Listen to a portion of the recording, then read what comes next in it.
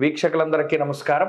September నెల 1వ తారీఖు లగాయతు 7వ తారీఖు శనివారం వరకు ఉండేటువంటి గ్రహగతుల ఆధారంగా ద్వాదశ రాశుల వారికి ఈ వారం ఏ విధమైనటువంటి శుభాశుభ ఫలితాలు కలగబోతున్నా తెలుసుకుందాం. మీన రాశి వారికి ఈ వారం మిశ్రమమైనటువంటి గ్రహస్థితి గోచరిస్తూ ఉన్నది. ప్రత్యేకించి రవి, బుధ, చంద్రగ్రహాలు ఈ 3 గ్రహాలు ఈ రాశి వారికి అనుకూలంగా ఉన్నాయి.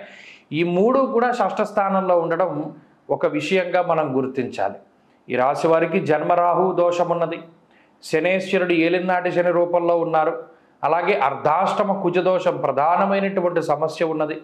అలాగే ఈ రాశి వారికి శుక్రగ్రహం 7వ స్థానంలో కేతువుతో కలిపి కొంత మిశ్రమమైనటువంటి ఫలితాలను ఇవ్వబోతున్నారు. ఇలా ఉన్నప్పుడు చంద్రబలం సోమ మంగళవారాల్లో ప్రధానంగా కనబడుతూ ఉన్నది. మిగతా రోజుల్లో కేవలం రవి బుధుల యొక్క బలం మీదే ఆధారపడి ముందుకు వెళ్ళవలసినటువంటి పరిస్థితి.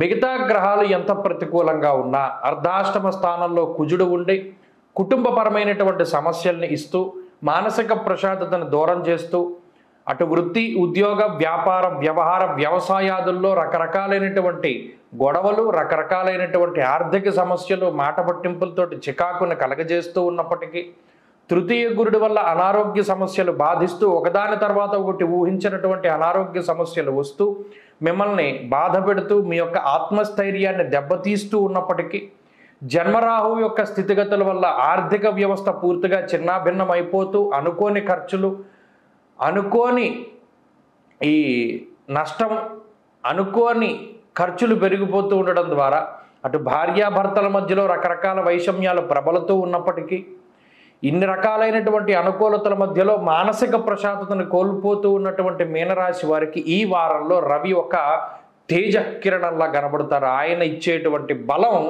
ఎంత గొప్పది అంటే ఇన్ని రకాల సమస్యల నుండి బయటపడేటువంటి ధైర్యాన్ని ఆయన ఇస్తారు. షష్ఠే రవౌసు సౌఖ్యాదిన్యత్ర కార్యార్థ సాధనం. ఏ పని ప్రారంభం చేయి నీకు నేను అండగా ఉన్నా, ఎవడూ నీకు సహాయం చేయడు, కుటుంబ సభ్యులు రారు, బంధువులు లేరు, మిత్రులు లేరు, ఎవడూ లేడు, నిన్ను నమ్ముకున్నవాడు లేడు, కేవలం నువ్వు ఒక్కడే మిగిలి ఉన్నటువంటి తరుణంలో ఆత్మకారకుడనైనటువంటి నేను నీకు బలాన్ని ప్రసాదిస్తున్నాను ఆ పని చేయడానికి అని రవి మీనరాశి వారిని ప్రోత్సహిస్తున్నారు.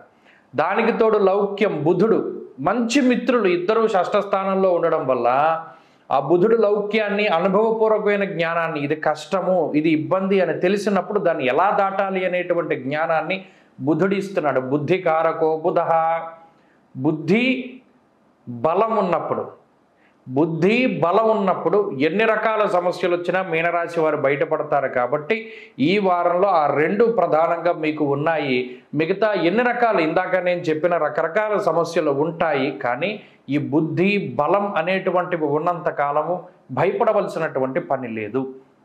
ఆయా గ్రహాలు ఇచ్చేటువంటి చెడు ఫలితాలను తగ్గించుకోవడానికి భగవద్ ధ్యానాన్ని, భగవద్ అనుగ్రహాన్ని పెంపొందించుకోవడానికి ప్రయత్నం చేయండి. మరీ ముఖ్యంగా ఈ వారంలో పరమేశ్వరుడి యొక్క దర్శనం వీలుంటే ప్రతిరోజు చేసుకోండి. ఓం నమ శివాయ అనేటువంటి పంచాక్షరి మంత్ర జపాన్ని క్రమం తప్పకుండా చేస్తూ ఉండండి. వీలున్నంత వరకు శనివారం ప్రదోష కాలంలో శివాలయంలో దీపారాధన చేయండి, మంచి ఫలితాలు వస్తాయి. ఈ వారంలో కలిసి వచ్చేటువంటి రోజు బుధవారంగా చెప్పవచ్చును. అదృష్ట సంఖ్య 8, అదృష్ట వర్ణము ఆకుపచ్చ.